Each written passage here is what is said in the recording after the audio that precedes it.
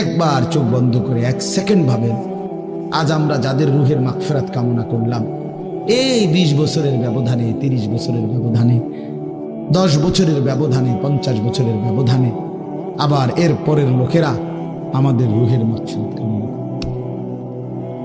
এটা কি পরিমাণ বাস্তবতা, কি পরিমাণ বাস্তব! এটাকে অস্বীকার করার, না বুঝার কিছুই নাই, মৃত্যুকে না বুঝার কিছুই নাই। কারণ এত বেশি জলজ্জান্ত আল্লাহ তাআলা এটা আমাদের সামনে দেখাইছেন, এত মানুষের মৃত্যু আল্লাহ আমাদের সামনে দেখাইছেন, এটাকে অস্বীকার করার, না বুঝার কিছুই কিছুই নেই। গাফেল সন্তান কোনো কিছুতেই যাকে কোনো আসর করে না। আহা, আপনারা জানেন না, আপনাদের এক এক ছেলের অবস্থা হলো কলিজাটা পাথর হয়ে গেছে, কোনো কিছুই তার কলিজা নাড়ায় না।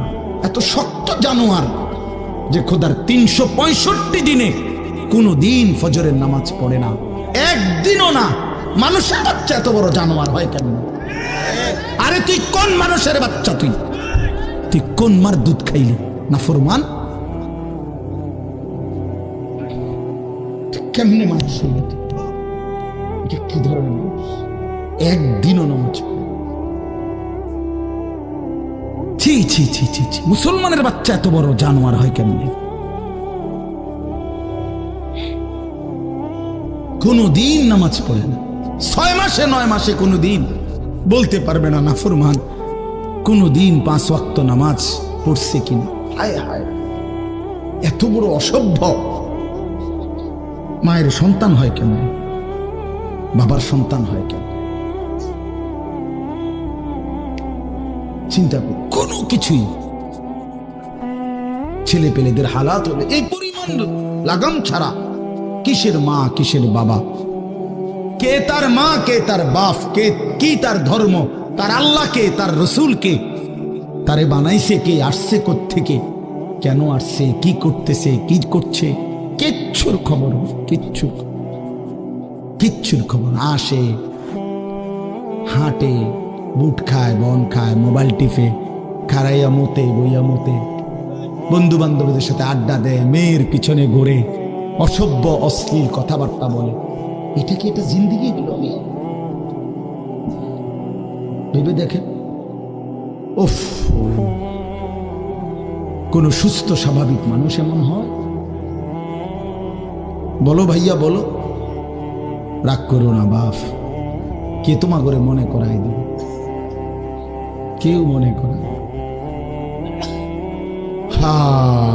বাবা আমারও ফিকির শেষ, শুধু টাকা রোজগারের ফিকির।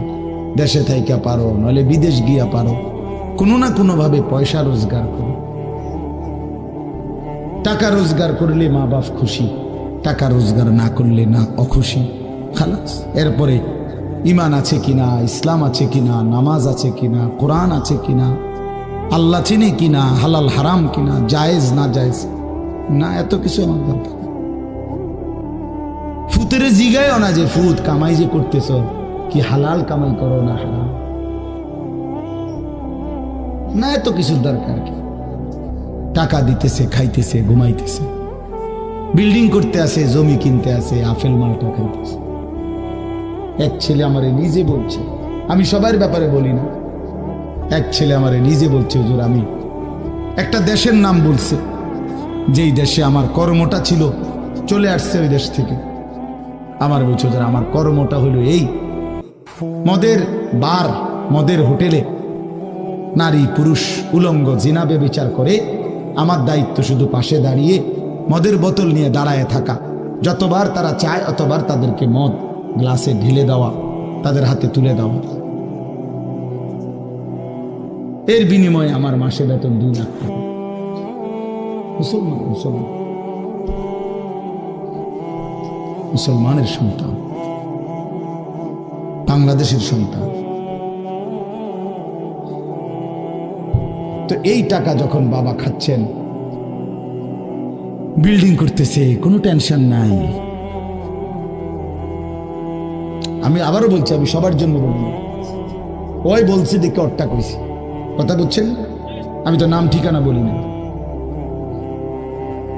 এই জন্য আমার বাপ, ডাক দিয়েন না, ডাক দিয়েন না, একজনও ডাক দিয়েন না, অসভ্যরে ডাক দিয়েন না। হ্যাঁ হ্যাঁ, ডাক দিবেন কেন? হাইওয়ানকে ডাক দিবেন কেন? শুনেন, আপনারাই শুনেন, এত এত মানুষ শুনতে হবে না। যদি আমার এই কথা একজনে বুঝেন, আমি মনে করি এতটুকুই আমার লাভ। দুইজন বুঝতে দুইজনই লাভ। আল্লাহ আমাদেরকে তৌফিক দান করে। চলেন, কোরআনুল কারীমের এই সূরাটি 99 নম্বর সূরা। 114টি সূরা কোরআন শরীফে, তন্মধ্যে এটা হলো 99 নম্বর, 30 নম্বর পারা। পুরা কোরআনুল কারীমের মধ্যে মোট 30 পারা। এই মোট 30 পারার মধ্যে এটা হলো 30 নম্বর পারার সূরা, 99 সূরা নম্বর। সূরাটির নাম হচ্ছে জিলজাল, সূরায়ে জিলজাল। জিলজাল শব্দের অর্থ বা জালজালা, জিলজাল একই শব্দ, দুই রকম ব্যবহার। অর্থ হলো ভূমিকম্প। জিলজাল শব্দের অর্থ কি বলেন? ভূমিকম্প। ভূমিকম্প, এই যে জমিন কাঁপে, ভূমিকম্প হয়, এই সূরার অর্থ হলো এইটা। এই ভূমিকম্প বলতে, জিলজাল বলতে আল্লাহ তাআলা কিয়ামতের ভূমিকম্প বুঝাইছে। পৃথিবীতে এমনিতে প্রতিনিয়ত মাঝে মধ্যে বিভিন্ন এলাকা ভেদে, অঞ্চল ভেদে ভূমিকম্প হয়। হ্যাঁ, আধা মিনিট, 30 সেকেন্ড, 40 সেকেন্ড, 50 সেকেন্ড, কিংবা তার চাইতে সামান্য কম বেশি এরকম সময় ভূমিকম্প হয়। এতেই বহু ক্ষয়ক্ষতি হয়। যখনই যেখানে কোথাও ভূমিকম্প হয়, তো সেখানে অনেক ক্ষয়ক্ষতি হয়, ঘর বাড়ি বিভিন্ন কিছুর অনেক ক্ষতিগ্রস্ত হয়। কিন্তু আল্লাহ তাআলা বলেন একটি চূড়ান্ত ভূমিকম্প আছে, যেই ভূমিকম্পটা যখন হবে তখন একসাথে আল্লাহর সৃষ্টি পুরাটা জমিন একসাথে ভূমিকম্প হবে, এবং সেটা কতক্ষণ থাকবে সেটা আল্লাহই জানে, সেটা আল্লাহই জানে। এরকম ভূমিকম্প হবে। আর সেই ভূমিকম্পটা হলো কিয়ামতের ভূমিকম্প। অর্থাৎ এই পৃথিবী ধ্বংস করার জন্য আল্লাহ তাআলা তার গোটা সৃষ্টি জগৎকে মউত দিবেন। মৃত্যু দুই রকমের, একটা হলো ব্যক্তিগত পৃথক একক মৃত্যু, আর একটা হলো গোটা আলমের মৃত্যু। সবার যখন পৃথক মৃত্যু হয় তো এটারে বলে মউত। আর গোটা পৃথিবীর যখন আল্লাহর সৃষ্টি সবটার যখন একসাথে মৃত্যু হবে সেটারে কয় কিয়ামত। সেটাই কিয়ামত, ওইটাও একটা মৃত্যু। আসমানের মউত হবে, জমিনের মউত হবে, সূর্য চন্দ্র গ্রহ নক্ষত্রের মৃত্যু হবে, অর্থাৎ সব কিছু শেষ হবে। তো এই যে কিয়ামত, এটা আমাদের ঈমানের অংশ, এটা হবেই হবে, এটা হবেই হবে। আখিরাত, কিয়ামত, এই পৃথিবী একদিন ধ্বংস হবে, শেষ হবে, এটা কোরআনুল কারীমের অসংখ্য আয়াতে আল্লাহ তাআলা বলছেন, বারবার বলছেন, বারবার, যে বান্দা যত সুন্দরী তোমার কাছে লাগে দুনিয়া, যত আকর্ষণীয় মনে হয় না কেন দুনিয়া, একে তো তুমিও থাকবে না, একে তো দুনিয়া নিজেই থাকবে। দুটোটা মনে রাখবে, না তুমি থাকবে স্থায়ী, না দুনিয়া থাকবে স্থায়ী, কোনোটাই না। তুমিও মৃত্যুবরণ করবা, একদিন দুনিয়ারও মৃত্যু হয়ে যাবে, দুনিয়ারও মৃত্যু হয়ে যাবে। প্রতিটা মানুষকে মরতে হবে, এটা আমরা সবাই জানি।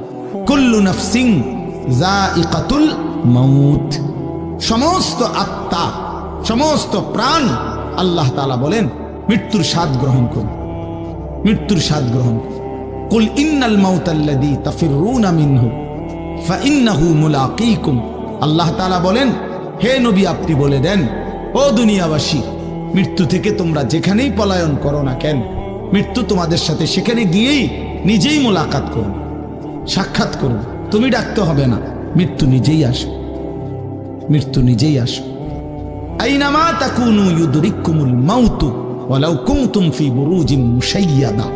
আল্লাহ বলে, তুমি যদি এমন একটা বিল্ডিং বানাও, ঘর বানাও, যে ঘরটা অনেক উঁচা, যে ঘরটার উপর দিয়া কেউ ভিতরে ঢুকতে পারবে না, যে ঘরটার মধ্যে একটা ছিদ্র নাই, একদম আটকানো, তো এরকম একটা ছিদ্রবিহীন সুউচ্চ ঘরও যদি তুমি বানিয়ে তার ভেতরেও তুমি আশ্রয় নাও, তো ইউদরিকুমুল মাউতু, মৃত্যু তোমার সেখানেই পৌঁছে।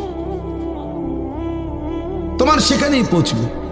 প্রিয় ভাই আমার, বন্ধু আমার, নওজোয়ান সাথীরা আমার, মৃত্যু এক অনিবার্য বাস্তবতা, চিরন্তন বাস্তবতা। এটা গ্রহণ করতেই হবে। হাসলেও মরতে হবে, কাঁদলেও মরতে হবে, সুখেও মরতে হবে, দুঃখেও মরতে হবে। রাজপ্রাসাদ আর অট্টালিকার মানুষটাও মরে যাবে। জীর্ণ কুটিরে যে লোক থাকে, হ্যাঁ, সেই লোকটাকেও মরতে হবে। জীবনে কোনোদিন দুঃখ দেখে নাই যে সেও মরে যাবে, জীবনে কোনোদিন সুখ দেখে নাই যে সেও মরে যাবে, সব মরে যাবে। এটাই সত্য, এটাই বাস্তবতা। অতএব মৃত্যু এক অনিবার্য বাস্তবতা, এটা গ্রহণ করতেই হবে। এটা যদি আমরা মনে রাখি, আমাদের জীবন অনেক সুন্দর হইত, অনেক সুন্দর হইত। রাসূলুল্লাহ সাল্লাল্লাহু আলাইহি ওয়াসাল্লাম বলছেন, আকসিরু যিকরা হাযিমিল লাযযাত ইয়ানি আল মাউত। আল্লাহর নবী বলেন, আমার উম্মত তোমরা বেশি বেশি ওই জিনিসটা স্মরণ করো যে জিনিস তোমাদের সমস্ত স্বাদ, আনন্দ, আহ্লাদ চিরতরে মিটায় দেবে, তোমারে চিরস্তব্ধ করে দেবে। জলজ্জান্ত মানুষটা আমাদের সামনে হাঁটতো, চলতো, উঠতো, বসতো, ঘুরতো, ফিরতো, হ্যাঁ, সেই মানুষটা মনে করেন আমার চোখের সামনে নাই, তার লাশ আমার সামনে। আহা, সেই লোকটা স্তব্ধ। পৃথিবীর কত মানুষ কত আওয়াজ করতেছে, কত শোরগোল করতেছে, কিন্তু এই লোকটা হাতও নাড়ে না, পাও নাড়ে না, চোখও মেলে না, আর কিছু করে না। এ কি আশ্চর্য বিষয়! চোখের সামনের এই মানুষটা নাই, কি হলো তার? কে তারে থামাই দিল? কে তারে স্তব্ধ করে দিল? এ তো আমার মতো ঘুরতো, ফিরতো, হাঁটতো। আহ, আমার আব্বারে আমি কত দেখছি, একদিন আমার আব্বা চলে গেলেন। আমার দাদারে আমি কত দেখছি, আমার দাদা একদিন চলে গেল। আমার জ্যাঠারে আমি দেখে আসছি, দোয়া করে আসছি, ফু দিয়ে আসছি। এক সপ্তাহ পরে দাদ জ্যাঠা ইন্তেকাল করলেন। আবার এক সপ্তাহ পরে আমি গিয়া জ্যাঠার জানাজা পড়াইছি। এই তো বাস্তবতা। যুবক ভাই, তুমিও মনে রাখো, বয়স্ক বাবা আপনিও মনে রাখেন। হাসান বসরি রহমতুল্লাহ আলাইহি একজন বড় বুজুর্গ ছিলেন। উনি বলতেন, তিনি যখন কোনো যুবককে দেখতেন আর বয়স্ক দেখতেন, তো তিনি যুবকদেরকে বলতেন, ইয়া মা'শারাশ শাবাব ইন্না যারআ কাদ তুদরিকুহুল আহাতু ক্বাবলা আন ইয়াবলুগা। তিনি উপদেশ দিতেন, হে যুবকগণ শোনো, সব ফুল, সব ফল, সব গাছ চারা পরিপক্ক পাকা পর্যন্ত পৌঁছায় না, তার আগেই অগণিত ফুল, অগণিত ফল, অগণিত চারা গাছ ঝরে যায়।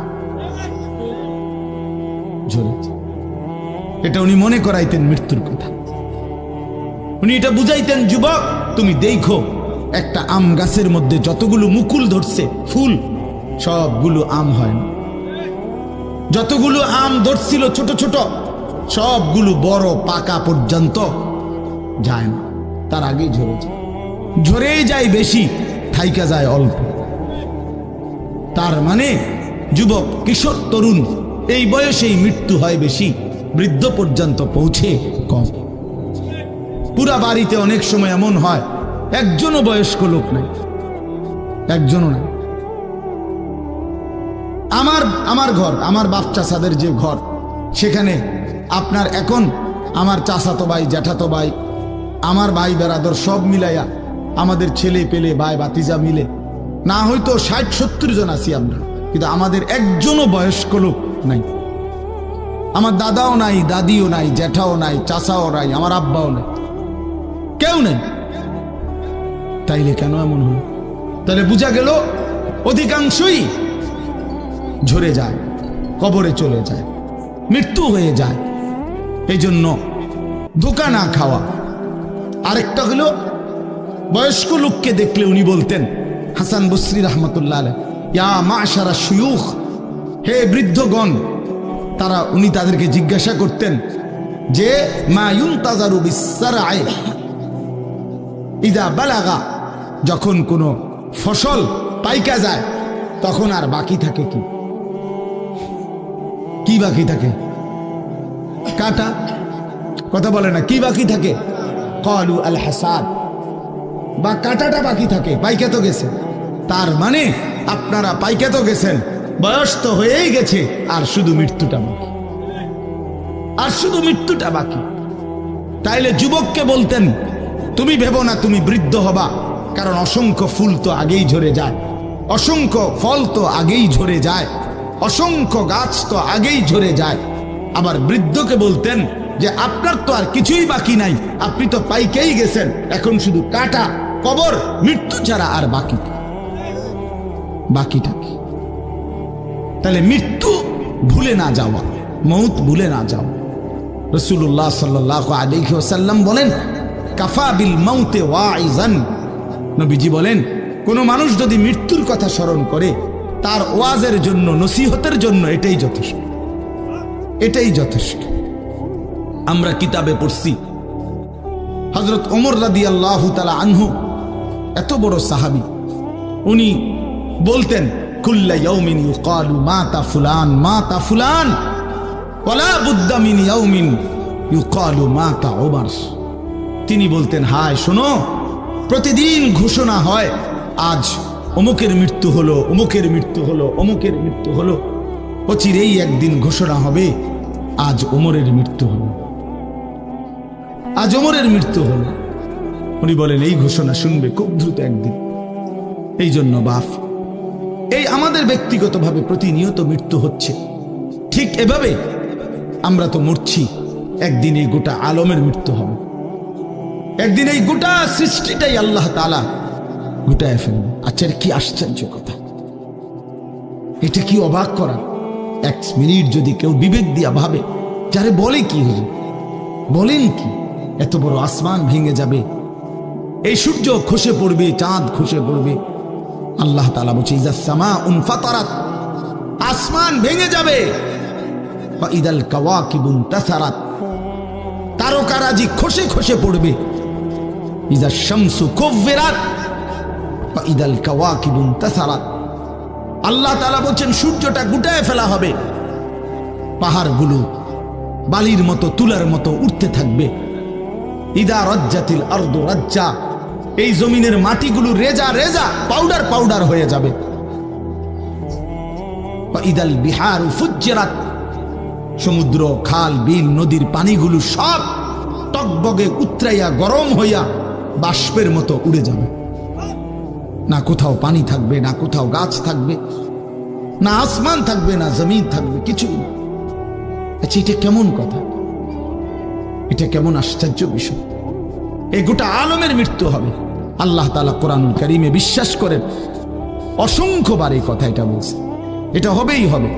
ইদা ওয়াকাতিল ওয়াকিআ, আল্লাহ বলেন এই ঘটনাটা ঘটবে। লাইসা লি ওয়াকাতিহা কাযিবা, এই ঘটনা মিথ্যা মনে করার মতো কেহ নাই। যেদিন ঘটে যাবে তখন আর কারো কোনো মিথ্যাবাদী আর থাকবে না, অর্থাৎ কেউ আর অস্বীকার করার সুযোগ হবে না। চোখের সামনে দিন, চোখের সামনে দিন।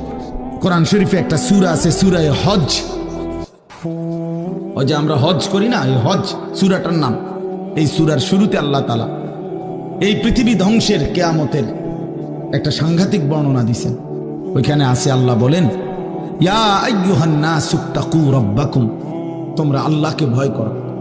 আর শুনো, ইন্না জালজালাতাস সাআতি শাইউন আযীম, নিশ্চয়ই কিয়ামতের ভূমিকম্প, জালজালা, এই যে বললাম জিলজাল এবং জালজালা অর্থ ভূমিকম্প। আল্লাহ বলেন কিয়ামতের ভূমিকম্প, ইসরাফিল যখন ফু দিবে, আমার এই পৃথিবী যখন ভাঙতে শুরু করবে, এই সৃষ্টি জগৎ পুরাটা যখন আমি আল্লাহ গুটায় ফেলবো, ওয়াসসামাওয়াতু মাতবিয়াতুম বিয়ামিনি, আল্লাহ বলেন 7 আসমান আমি আল্লাহ তাআলার হাতের মধ্যে গুটায় ফেলবো, গুটায় ফেলবো। তুমি জানো না আমার ক্ষমতা। কুল্লু মান আলাইহা ফান ওয়া ইয়াবকা ওয়াজহু রাব্বিক, সব শেষ করে দেব আমি, শুধু আমি আল্লাহই থাকব, শুধু আমি আল্লাহই থাকব। তো আল্লাহ তাআলা বলেন, এই ইসরাফিল ফু দিলেই, শুরু করলেই জমিনে ভূমিকম্প শুরু হবে। ইন্না জালজালাতাস সাআতি শাইউন আযীম, আল্লাহ বলেন নিশ্চয়ই এই কিয়ামতের ভূমিকম্প, এটা শাইউন আযীম, বড়ই ভয়ানক, বড়ই মারাত্মক। কারণ দুনিয়ার ভূমিকম্প, এক নাম্বার হলো বর্তমানের ভূমিকম্প, কখনো 30 সেকেন্ড, কখনো 40 সেকেন্ড, কখনো 47 সেকেন্ড, 50 সেকেন্ড, এই সেকেন্ড মিনিট না, 47 মিনিট নি ভূমিকম্প হয়। কথা কর না কেন? 30 মিনিট ভূমিকম্প হয়। 30 মিনিট ভূমিকম্প হইলে আমাদের 14 গোষ্ঠী থাকবে মিনিট। 30 সেকেন্ড, 40 সেকেন্ড হয় ভূমিকম্প। এইটুকুতে একে তো সময় সামান্য, দ্বিতীয়ত হলো একসাথে গোটা পৃথিবীতে হয় না, এদিকে হলে ওইদিকে হয় না এরকম। কিন্তু আল্লাহ তাআলা বলেন ইসরাফিল ফু দিলে যে ভূমিকম্পটা হবে, সেই ভূমিকম্পটা গোটা পৃথিবী একসাথে নাড়ায় দিবে, একসাথে নড়ে। 47 সেকেন্ড না, কতক্ষণ সেটা আল্লাহই জানে। তখন অবস্থা কি হবে? মানুষের আতঙ্ক, এই ভূমিকম্পে আতঙ্ক। হ্যাঁ, আমি একবার চাঁদপুর মাহফিলে ছিলাম, রাত্রে ঘুমাইছি মসজিদের রুমে, ইমাম সাহেবের রুমে। এই সময় ভূমিকম্প আইছে, দরজা খুলে দিছি দৌড়। মসজিদের মাঠে আইছি দাঁড়াইয়া, চাই যে পুরা গ্রামের মানুষ সব আইসা বলছে হই হুল্লোড় চিৎকার, হায় হায়। অথচ সবাই চিৎকার দিতে দিতে ভূমিকম্প শেষ। ভূমিকম্প হয়েছেই তো অল্প একটু, কিন্তু এটুকুর আতঙ্কেই যা হুজুর পাবলিক বরাবর। কিসের হুজুর আর কিসের পাবলিক, বক্তা শ্রোতা সমান। এই এখন মনে করেন ভূমিকম্প হইলে আমরা সব দিন দৌড়, আমি এখানে বুজুর্গি দেখাইবো, এটা হ্যাঁ, আমি একটা বড় হুজুর বেটা প্রধান বক্তা, আমি লড়লে কি মাইসে কি করব, আপনি কি করবেন আমার সময় কো, আমার জান নিয়ে কথাটা। আল্লাহু আকবার। তো এই সামান্য ভূমিকম্প, কিন্তু আল্লাহ তাআলা বলেন ইসরাফিল সিংহা ফু দিলে যে ভূমিকম্প হবে বান্দা, সেটা বড়ই ভয়ানক, সেটা সারা পৃথিবী নড়বে একসাথে। তখন কি হবে মানুষের আতঙ্ক? ইয়াউমা তারাউনাহা তাযহালু কুল্লু মুরদিআতিন আম্মা আরদাআত। এই 1 নম্বরে আল্লাহ বলেন যে মা তার বাচ্চাটাকে দুধ পান করাইতেছিল, এই কোলের বাচ্চা, দুধের বাচ্চা, আপন মা তার দুধের বাচ্চা ভুলে যাবে, ফেলে দিবে, ছুঁড়ে মারবে, আর মা পাগলের মতো দৌড়ানো শুরু। কোরআন শরীফের আয়াত। ওয়াতাদাউ কুল্লু যাতি হামলিন হামলাহা। এবং আল্লাহ তাআলা বলেন যে মায়ের পেটের বাচ্চা 10 মাস পূর্ণ হয়ে গেছে, আগামী 2 ঘন্টা 5 ঘন্টা পরে বাচ্চাটা এমনিতেই প্রসব হইতো। আল্লাহ তাআলা বলেন ইসরাফিলের ফু দিলে জমিন যখন কাঁপতে শুরু করবে, তো এই গর্ভধারিণী মা, গর্ভবতী নারী পাগলের মতো এভাবে ছুটবে, দৌড়বে, নিজের গর্ভের বাচ্চা নিজেই পড়ে যাবে। ও তারান নাসা সুকারা, আল্লাহ বলেন মাতালের মতো সমস্ত মানুষগুলো ছুটতে থাকবে। ফাইদা বারিকাল বাসার ওয়া খাসাফাল কামার ওয়া জুমিআ আশ-শামসু ওয়াল কামার। আল্লাহ তাআলা বলে চন্দ্র সূর্য আলোহীন হয়ে যাবে, সূর্য চন্দ্র এক হয়ে যাবে। ওয়া জুমিআ আশ-শামসু ওয়াল কামার ইয়াকুলুল ইনসানু ইয়াওমাইদিন আইনাল মাফার। লোকেরা দৌড়বে আর ছুটবে, মানুষ একে অপরকে জিজ্ঞেস করবে ভাইয়া পালাবো কোথায়, দাঁড়াবো কোথায়? কোথাও তো স্থির কোনো জায়গা নাই, কোথায় দাঁড়াবো? আল্লাহ তাআলা বলেন কাল্লা লা ওয়াজার, না বান্দা, সেদিন আর কোথাও জায়গা মিলবে না। ইলা রাব্বিকা ইয়াওমাইদিনিল মুস্তাকার, আজকে শুধুই কেবল তোমার আল্লাহর কাছেই আশ্রয় ঠিকানা। এভাবে বহু আয়াত কোরআনুল কারীমের মধ্যে আল্লাহ তাআলা বর্ণনা করছেন। আমার ভাই, তো এই ইসরাফিলের ফু দিলে গোটা আলমের মৃত্যু হবে, ভূমিকম্প শুরু হবে। তো এই ভূমিকম্প কেন হবে? এই কাঁপতে কাঁপতে সমস্ত কিছু ভাঙ্গা একসাথে, এই সব কিছু আল্লাহর সৃষ্টি, সমস্ত কিছুই জমিনের তলদেশে চলে যাবে। জমিন তখন খালি ফাঁকা, জমিনে তখন কিচ্ছু নাই, কিচ্ছু, একটা সুতা মাটির উপরে থাকবে। এই প্রথমবার ইসরাফিল ফু দিলে সমস্ত কায়নাত, ইনসান, জিন, আল্লাহর সমস্ত সৃষ্টি, মাখলুকাত সব জমিনের তলদেশে চলে যায়। মানুষ ও জিন ও অর্থ সম্পদ, স্বর্ণ রৌপ্য, মণি মুক্তা, হীরা জহরত, সব সব সব একটা কাগজের অস্তিত্ব, সব কিছু, গোটা জমিন ফাঁকা। এভাবে কতদিন আল্লাহই জানে, কতদিন আল্লাহই জানে। হ্যাঁ, এরপরে একটা নির্দিষ্ট সময় পরে আবার আল্লাহ তাআলা ইসরাফিলকে জীবিত করবেন, করে আবার আল্লাহ তাআলা দ্বিতীয়বারের মতো ফু দিতে বলবেন। এই দুই ফুঁয়ের মাঝখানে কতদিন? নবী সাল্লাল্লাহু আলাইহি সাল্লামের এক হাদিসের মধ্যে বলছে 40। সাহাবীরা ব্যাখ্যা করছেন, মুহাদ্দিসিন, সেই 40টা হতে পারে 40,000 বছর। 40,000। এই জন্য বাপ একটা কথা হলো, সর্বশেষ যেই লোকটা কবরে যাবে, শেষ যেই ব্যক্তি মরবে পৃথিবীতে, হতে পারে তাকেও শুধু কবরেই থাকতে হবে 40,000 বছর। 40,000 বছর। এরপরে তো আখিরাত। এই 40,000 বছর যদি কবরে আযাব হয়, 40,000 বছর যদি কবরে আযাব হয় ভাই, তখন কি হবে? এবার ভেবে দেখেন, এখন যারা কবরে যাচ্ছে, হ্যাঁ, নূহ আলাইহিস সালামের জামানায় যারা মারা গেছে, ইব্রাহিম আলাইহিস সালামের জামানায় যারা মারা গেছে, নবীজি সাল্লাল্লাহু আলাইহি সাল্লাম তো 1,500 বছর আগে ইন্তেকাল করছেন, 1450 বছর আগে। তো ওই সময়ে যারা মারা গেছে তারা কবরে পড়ে আছে আজকে 1,500 বছর, 1,500 বছর, 1500 বছর। তাহলে নূহ আলাইহিস সালামের জাতি কত বছর থেকে পড়ে আছে? কোথায় নূহ নবী, কোথায় আমাদের নবী? কত ব্যবধান! এই জন্য বাপ, শুধুমাত্র কবরের বিষয়টাই তো সাংঘাতিক, আখিরাত তো পুরো। শেষ ব্যক্তিটাও যদি কবরে থাকতে হয় 40,000 বছর, তো এখনকার মানুষগুলো আছে কত কাল ধরে। তো এই যার কবরে আযাব হচ্ছে, আহা বাপ, সে কি পরিমাণ কষ্ট পাচ্ছে ভাইবা। দেখে কবরবাসীদের রূহের মাগফিরাত। আরে ভাইয়া, একবার চোখ বন্ধ করে 1 সেকেন্ড ভাবেন, আজ আমরা যাদের রূহের মাগফিরাত কামনা করলাম, এই 20 বছরের ব্যবধানে, 30 বছরের ব্যবধানে, 10 বছরের ব্যবধানে, 50 বছরের ব্যবধানে আবার এর পরের লোকেরা আমাদের রূহের মাগফিরাত কামনা করে। এটা কি পরিমাণ বাস্তবতা, কি পরিমাণ বাস্তবতা! এটাকে অস্বীকার করার, না বুঝার কিছুই নাই, মৃত্যুকে না বুঝার কিছুই নেই। কারণ এত বেশি জলজ্জান্ত আল্লাহ তাআলা এটা আমাদের সামনে দেখাইছেন, এত মানুষের মৃত্যু আল্লাহ আমাদের সামনে দেখাইছেন, এটাকে অস্বীকার করার, না বুঝার কিছুই নেই। তো চলেন, এরপরে আল্লাহ তাআলা ইসরাফিলকে আবার জীবিত করবেন।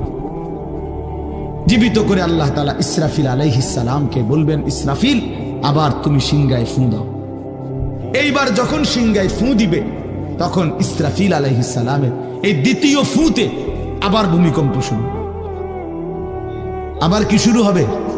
ও মাঝখানে ভাই, ওই ছেলে অপদার্থ, কথা বলো না, হাসাহাসি করো না, কারো কথা বাকি থাকলে, দুষ্টামি বাকি থাকলে উঠে চলে যাও, বাহিরে আলাদা জায়গা আছে। গাফেল সন্তান কোনো কিছুতেই যাকে কোনো আসর করে না। আহা, আপনারা জানেন না, আপনাদের এক এক ছেলের অবস্থা হলো কলিজাটা পাথর হয়ে গেছে, কোনো কিছুই তার কলিজা নাড়ায় না। এত শক্ত জানোয়ার যে খোদার 365 দিনে কোনো দিন ফজরের নামাজ পড়ে না, একদিনও না। মানুষের বাচ্চা এত বড় জানোয়ার হয় কেন? আরে তুই কোন মানুষের বাচ্চা? তুই কোন মার দুধ খাইলি? নাফরমান। কেমনে মানুষ হইল?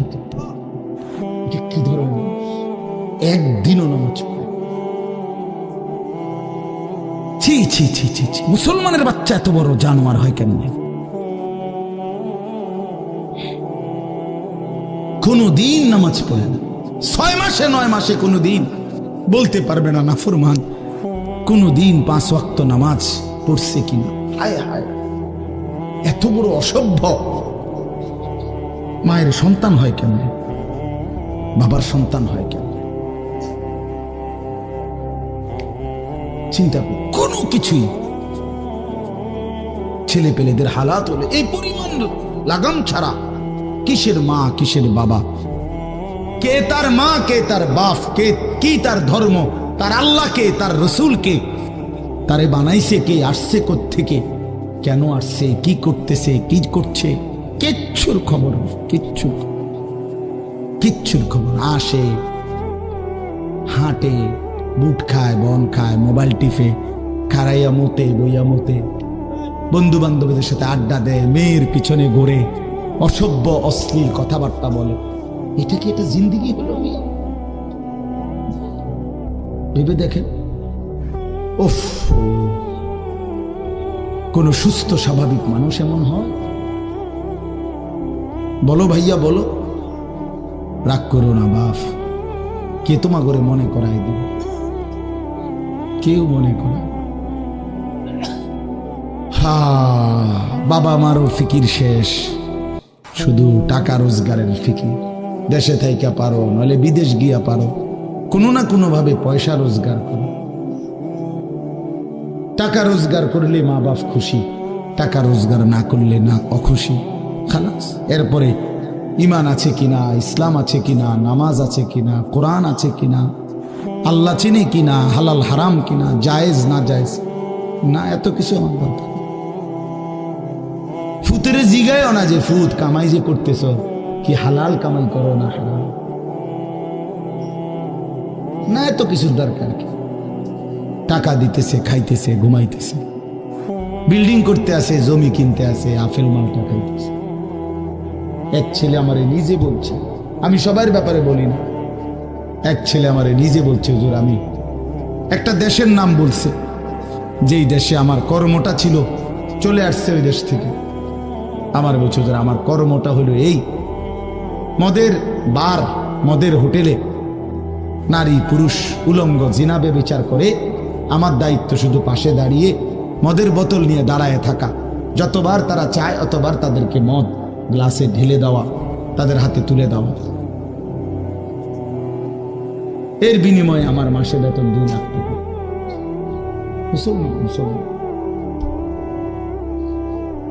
মুসলমানের সন্তান, বাংলাদেশের সন্তান। তো এই টাকা যখন বাবা খাচ্ছেন, বিল্ডিং করতেছে, কোনো টেনশন নাই। আমি আবারও বলছি, আমি সবার জন্য বলি না, ওই বলছি দেখে অট্টা কইছি, কথা বুঝছেন? আমি তো নাম ঠিকানা বলি না। এই জন্য আমার বাপ, ডাক দিয়েন না, ডাক দিয়েন না, একজনও ডাক দিয়েন না, অসভ্যরে ডাক দিয়েন না। হ্যাঁ হ্যাঁ, ডাক দিবেন কেন? হাইওয়ানকে ডাক দিবেন কেন? শুনেন, আপনারাই শুনেন, এত মানুষ শুনতে হবে না, কোনো অসুবিধা নেই, কোনো অসুবিধা নেই। আমি তো এটাই বুঝাইতে চাইতেছি, প্রত্যেকটা মানুষ আজকে মুসলমান, আমরা ঘর দেখায়, ফার্নিচার দেখায়, বিল্ডিং দেখায়, হুজুর দোয়া করেন, ঘরটা করছি, হুজুর দোয়া করেন। কিতা দোয়া করতে হবে না, কিতা দোয়া করতে, বিল্ডিং এর দোয়া কিতা? আবার ইট বালুর লেগে দোয়া করে লাভ কি বেড়া? হুজুর মোটরসাইকেল কিনছি, হুজুর দোয়া করে দেন। কিতা দোয়া করতে? কি মোটরসাইকেলের দোয়া কিতা? আবার আজীব লাগে না? বাস্তব এগুলো সার ডালাই দিয়ে মাইজ গে, হুজুর কিন্তু দোয়া করে দেন, সার ডালাই দোয়া। হ্যাঁ, ওটা সার ডালাই করে, ওটার ফুতে মোবাইলে অশ্লীল উলঙ্গ ছবি দেখে। ওটার সন্তান উনি দাঁড়াইয়া রয়েছে মিস্ত্রির সামনে, ওনার গাম বাইয়া বাইয়া পড়তেছে ছাদ ডালাইয়ের দিন, আর অসভ্য জানোয়ার সন্তান বন্ধুদের সাথে উলঙ্গ ছবি দেখতেছে। ওই জানোয়ারের জন্য উনি ছাদ ডালাই নিতেছে, ওই হাইওয়ানের জন্য উনি ঘর করে দিয়ে যেতেছে। উনি কবরে জায়গা ঘর করে দিয়ে গেছে, এর জন্য ঘর করলেন? ছি ছি ছি ছি ছি। আমার দেওয়া ঘরে আমার কষ্টের কমাইয়ে এখানে বসে বসে রঙিন ছবি দেখবে, উলঙ্গ দৃশ্য দেখবে ঘরে শুয়া শুয়া সারা রাত। এর জন্যই আমার জীবনের এই অর্জন, এই ছিল আমার উপার্জনের উদ্দেশ্য। আহ, কতবার বললে বুঝবেন? কেমনে বললে বুঝবেন? কারে বললে বুঝবেন? আল্লাহ মাফ করে দেন। চলেন বাপ, তো বলতেছিলাম আল্লাহ তাআলা ইসরাফিল আলাইহিস সালামকে বলবেন আবার ফু দাও। তো তিনি দ্বিতীয়বারের মতো ফু দিলে জমিন আবার ভূমিকম্প শুরু হবে। এই ভূমিকম্পে জমিন কাঁপতে কাঁপতে এইবার জমিনের তলদেশে ওই প্রথমবার ফু দেওয়াতে ভূমিকম্প কাঁপতে কাঁপতে সব উপরে যা ছিল সব নিচে চলে গেছে। মনে আসেনি এটা কইছি? তাহলে উপরটা কি? ফাঁকা। এইবার নিচে যা ছিল সব উপরে চলে আসবে। এই আসলেই এটা হাসরের মাঠ। সমস্ত নিচের জিনিস যা কিছু, একেবারে মানুষ, গরু, ছাগল, হাঁস, মুরগা, জিন, ইনসান, গদ, দুয়ার, বাজার, ব্যবসা, দোকান, টাকা, হীরা, জহরত, মণি, মুক্তা, টাকা পয়সা, অর্থবিত্ত, সব সোজা কথা জমিনের তলদেশের সব কিছু জমিনের উপরে উঠে আসবে। এই উঠে আসলেই এইটা হাসরের মাঠ। এইটা, এই হাসরের মাঠ কোনটা জানেন? এই যেখানে বসে আছেন এখন, এটাই হাসরের মাঠ। এই জমিনের উপরেই হাসরের মাঠ। বাকি শুধু আল্লাহ কোরআন বলছে ইদাল আরদু মুদ্দাত, আমি আল্লাহ জমিনটাকে টেনে আরো লম্বা করে দেব, আরো বড় করে দেবো আর কি, প্রশস্ত করে দেবো। কারণ ওই যে পিসের মানুষ খারাপ লাগবে না? মানুষ তো দাঁড়াই বসেই আদম আলাইহিস সালাম থেকে নিয়া, তো মানুষ বেশি না? মানুষ, গরু, ছাগল, হাঁস, মুরগা, জিন, ভূত সব খারাপ না? সব দাঁড়াবে তো। এই জন্য আল্লাহ তাআলা বলেন জমিন আমি প্রশস্ত টেনে দিব, লম্বা করে দিব, এতটুকু। বাকি এটাই হাসরের মাঠ, এটাই হাসরের মাঠ। এই কথাটাই এখানে আল্লাহ তাআলা উল্লেখ করছে। ইদা জুলজিলাতিল আরদু জিলজালাহা, যখন দ্বিতীয়বারের মতো ইসরাফিলের ফু দিলে জমিনের ভূমিকম্প শুরু হবে। ওয়া আখরাজাতিল আরদু আসকালাহা, আল্লাহ তাআলা বলেন তখন জমিন তার তলদেশে যা ছিল সমস্ত জমিনের তলদেশে, এগুলো এতদিন জমিনের বোঝা ছিল, বোঝা মানে মাটির নিচে, এগুলো সে মনে যেন ফুজা কান্দে লইছে। এবার ওয়া আখরাজাতিল আরদু আসকালাহা, জমিন তার বোঝা মানে জমিনের তলদেশে যা ছিল সে এবার তা জমিনের উপরে উঠাই দিল, উপরে উঠাই দিল। এরপরে আশ্চর্য কথা শুনেন, এরপরের কথাটার জন্য রাসূলুল্লাহ সাল্লাল্লাহু আলাইহি সাল্লাম হাদিসে বলছেন, এই ভাই শুনেন, ছেলেরা তোমরাও শোনো। নবী সাল্লাল্লাহু আলাইহি সাল্লাম বলেন এই জমিনের তলদেশ থেকে যখন সবকিছু উপরে উঠে আসবে তখন অর্থ সম্পদ, হীরা জহরত, মণি মুক্তা, স্বর্ণ রৌপ্য এগুলো স্তূপ আকারে উঠে আসবে জমিনের উপরে, মানে হাসরের মাঠে। তো নবীজি একেবারে স্পষ্ট হাদিস, নবীজি সাল্লাল্লাহু আলাইহি সাল্লাম বলেন তখন এই স্বর্ণ রৌপ্য, টাকা পয়সা, হীরা জহরত এগুলো, এই অর্থ সম্পদগুলো আল্লাহর কুদরতে কথা বলবে। স্বর্ণের টুকরা কথা বলবে, কথা বলবে, রৌপ্যের টুকরা কথা বলবে, এগুলো কথা বলবে। কথা কি বলবে? এগুলো তখন ওই নাফরমান মানুষগুলোকে ডাক দিবে, ডাক দিবে, আইয়ুহাস সারিক, হে চোর, এদিকে আও, এই সম্পদের জন্য চুরি করেছিলে, আজ যা দরকার নাও। আইয়ুহাল কাতি', হে ডাকাত, এদিকে আও, এদিকে আসো, এই সম্পদের জন্য ডাকাতি করছিল, আজ নাও। হে আত্মীয়তার, আইয়ুহাল কাতি', আত্মীয়তার সম্পর্ক ছিন্নকারী ব্যক্তি, আসো। এই জন্য ভাইয়ের সাথে যুদ্ধ করছো, বোনের সম্পদ নষ্ট করছো, চাচারে সম্পত্তি দাও নাই, এই জন্য, এই দুনিয়ার জন্য নাও, এখন না, এখন যা লাগে নাও। এইভাবে প্রত্যেক নাফরমান পাপীকে, হে হারামখোর, সুদ করে দিগা, এখানে টাকা যা লাগে নে, নে বাটপার, এখান থেকে টাকা নে, কি পরিমাণ টাকা দরকার ছিল নে। এইভাবে রাসূলুল্লাহ সাল্লাল্লাহু আলাইহি সাল্লাম বলেন দুনিয়ার এই সম্পদগুলো কথা বলবে আর ডাকবে। ডাকলে মানুষ, আচ্ছা এটা তখন কেরম লিখবো? কথা বোঝেন নাই? এডিজন কথা বলবে, ডাকাডাকি করবে, মানুষ কি বলবে? লোকেরা তো সবাই দাঁড়াইছে, মানুষও তো দাঁড়াইছে, তারারই তো ডাকতেছে, তো তারা কি বলবে? ওয়াকালাল ইনসানু মা লাহা, আল্লাহ নিজেই বলতেছে, লোকেরা তখন মানুষগুলো বলবে মা লাহা, এটা কি হলো? আরে এটা কি কারবার? এগুলো কথা বলে কেমনে? এগুলো কি কয়? এরা আমারে চিনলো কেমনে? আমি যে সিটার,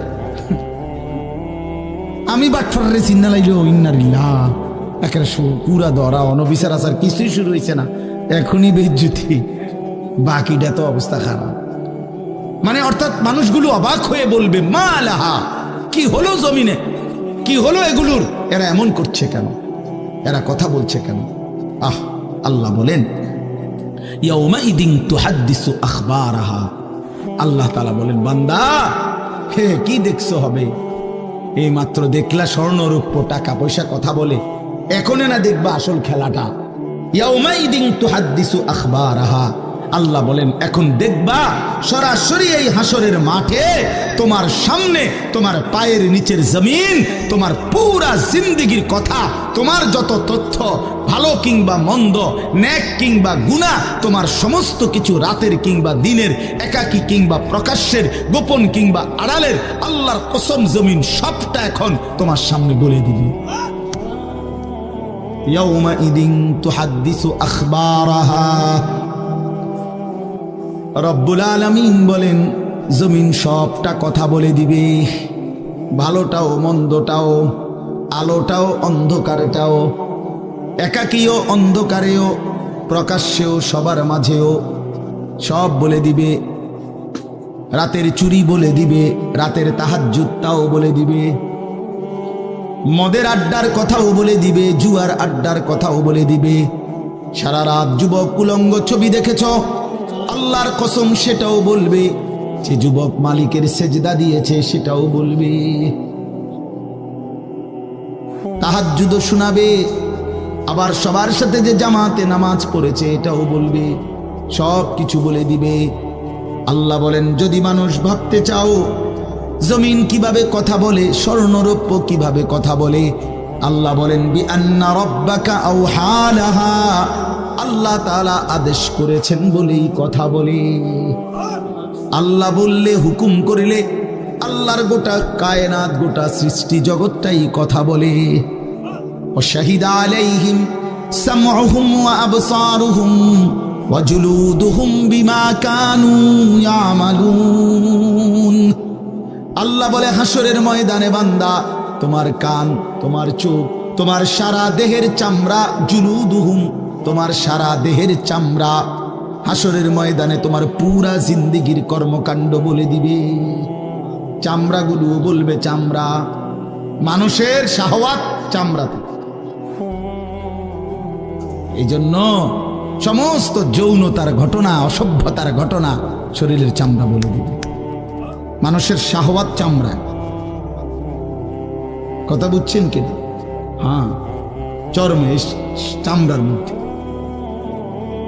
শাহওয়াত, কামনা বাসনা, যৌন চাহিদা। এই জন্য যত লোক দেখবেন বিভিন্ন হসপিটালে, যত ডাক্তার চর্মরোগের ডাক্তার, তত লোক যৌন রোগেরও ডাক্তার। হ্যাঁ, চর্ম ও যৌন রোগ বিশেষজ্ঞ, এটা একই বিষয়, একই চ্যাপ্টার।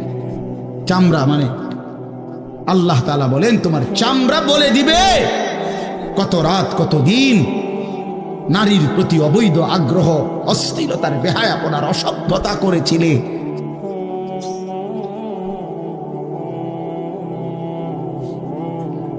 হায় হায়, বিআন্না রাব্বাকা আওহা লাহা, আল্লাহ বলেন আমি আল্লাহ হুকুম করেছি বলে কথা বলি। এই জন্য আল্লাহ হুকুম করিলে চামড়াও কথা বলে, কানেও কথা বলে। এখন কি কানে কথা বলে? কিন্তু সেদিন বলল চোখেও কথা বলল।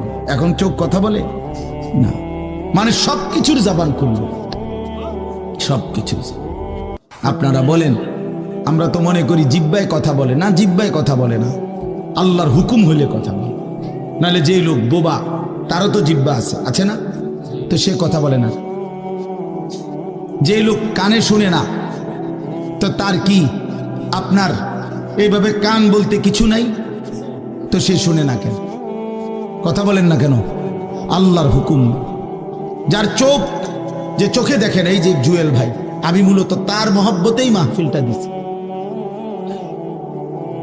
তো এই যে দেখে না, তো তার এভাবে তো চোখ আছে, সে দেখে না কেন? আল্লাহ তাআলার হুকুম নাই বলে দেখে, ঠিক কিনা বলেন না কেন?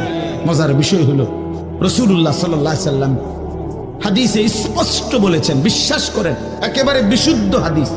আল্লাহ তাআলা তার দুইটা চোখ নিয়ে গেছে, নবীজি বলছেন সে যদি সবর করে আল্লাহর হুকুমের উপরে চলতে পারে, রাসূলুল্লাহ সাল্লাল্লাহু আলাইহি সাল্লাম বলেন আল্লাহ তাআলা তাকে এই দুইটা চোখ নিয়ে যাওয়ার কারণে, অন্ধ বানানোর কারণে সে যে সবর করলো, আল্লাহ রসুল বলছেন আল্লাহ তাআলা নিশ্চিত তাকে জান্নাত দান করবে। এই জন্য তুমি ভাই সবর করো। মালিকের এই দুনিয়া দেখতে পারল না তো অপেক্ষা করো, একদিন জান্নাত দেখবা, জান্নাতের হুর দেখবা, তো আরো মজা হবে যে আমি প্রথমেই জান্নাতই দেখলাম, জান্নাতই দেখলাম। যা মালিক দুনিয়া দেখলাম না তোমার, তুমি আমারে জান্নাত দেখাই। আল্লাহ তৌফিক দান করেন। ইয়াউমাইদিন ইয়াসদুরুন নাসু আশতাতান লিয়ারাউ আ'মালাহুম, আল্লাহ বলেন তখন দলে দলে ফেরেশতারা মানুষগুলোকে লাইনবদ্ধ সারিবদ্ধ করে দলে দলে বানাবে। লোকেরা পরস্পর, প্রত্যেকটা মানুষকে ফেরেশতারা আলাদা আলাদা গ্রুপ বানিয়ে দেবে হাসরের ময়দানে। তখন প্রত্যেকে এই গ্রুপে গ্রুপে দলে দলে লিউরাউ আমালাহুম, নিজেদের আমল নামা, নিজেদের আমল দেখবার জন্য সামনে এগিয়ে যাবে। অর্থাৎ প্রত্যেককে তার আমল নামা দেখবার জন্য, দেওয়ার জন্য নির্দিষ্ট জায়গায় নিয়ে আসবে। নেওয়ার পরে সেখানে প্রত্যেকের ফাইল, প্রত্যেকের খাতা আমল নামা তার হাতে তুলে দেওয়া হবে। দিলেই সে দেখবে। আল্লাহ বলতেছেন ফামান ইয়ামাল মিসকালা যাররাতিন খায়রান ইয়ারা, এক বিন্দু, এক অণু পরিমাণ, পরমাণু পরিমাণ, সামান্য থেকে সামান্য পরিমাণও নেকি, কল্যাণ, তাও তুমি দেখতে পাবা। ওমান ইয়ামাল মিসকালা যাররাতিন শাররান ইয়ারা, বিন্দু থেকে বিন্দু মন্দ যা করেছিলে তাও তুমি দেখতে পাবে। এক জাররা, মূলত জাররা বলে তাফসীরের মধ্যে লিখছে লা ওয়াজনা লাহু লা জিনাতা লাহা, যেটার কোনো ওজন হয় না, এত সামান্য, এত সামান্য, ওজন নাই, মানে 100 গ্রামও না, 10 গ্রামও না, 1 গ্রামও না, আধা গ্রামও না, এত সামান্য, এটার কোনো ওজন নাই, ওজন নেই, ওজন আসে না আর কি, ওজনে হয় না, এরে বলে জাররা। তাফসীরের মধ্যে লিখছে কোন ব্যক্তি, হযরত আব্দুল্লাহ ইবনে আব্বাস বলেন, কোন ব্যক্তি যদি মাটিতে এমনি হাত মারে, মানে হাত লাগাইয়া আবার উঠাই লাইছে, তখন এই যে বালুগুলো লাগছে, এই বালুর যেগুলো হাত থেকে ঝরে পড়ে কণা, এগুলো তার চাইতে সামান্য এক জাররা।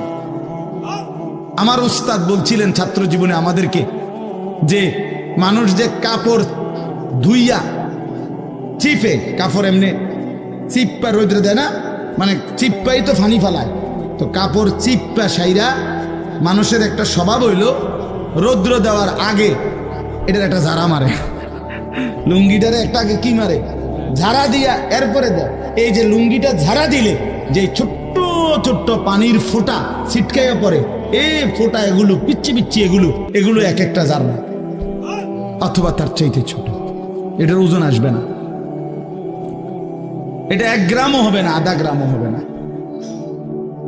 এই সামান্য ভালোটাও তুমি দেখবা, মন্দটাও দেখবে। কেমনে আড়াল করবেন ভাই? নিজেকে আড়াল করবেন কেমনে? বাপ যুবক, তুমি কেমনে আড়াল করবা? কোরআন শরীফে আছে, আল্লাহ বলেন ইয়াউমা তুবলাস সারাইর, বান্দা আমি হাসরের ময়দানে তোমার অন্তরের গোপন বিষয়গুলো, যেগুলো কেউ শুনে নাই, তুমিও বলো নাই, বলে দেব। হ্যাঁ, আফালা ইয়ালামু ইযা বু'সিরা মা ফিল কুবুর ওয়া হুসিলা মা ফিস সুদূর। আল্লাহ তাআলা বলেন এই বুকের ভিতরে, অন্তরের ভিতরের যেই কথাগুলো, সেগুলো খুলে দেব। এই জন্য আজকে আমার কথা এখানেই শেষ। আমি এতটুকু কথাই বলতে চাই, এই 99 নম্বর সূরাটা আমাদেরকে এই কথার সবক দিচ্ছে যে আমরা আমাদের জিন্দেগির 1 সেকেন্ড, একটি নিঃশ্বাস আড়াল করবার সুযোগ নেই। হিসাব দিতে হবে, হিসাব দিতে হবে। 1 মিনিট, 1 সেকেন্ড, 1 পলক, 1 লম্হা, 1 মুহূর্ত আমাদের আড়াল করবার সুযোগ নাই ভাই। ভালোটার প্রতিদানও নিতে হবে, মন্দটারও প্রতিদান নিতে হবে। তাইলে কেন জীবন নষ্ট করব? কেন হায়াত নষ্ট করব?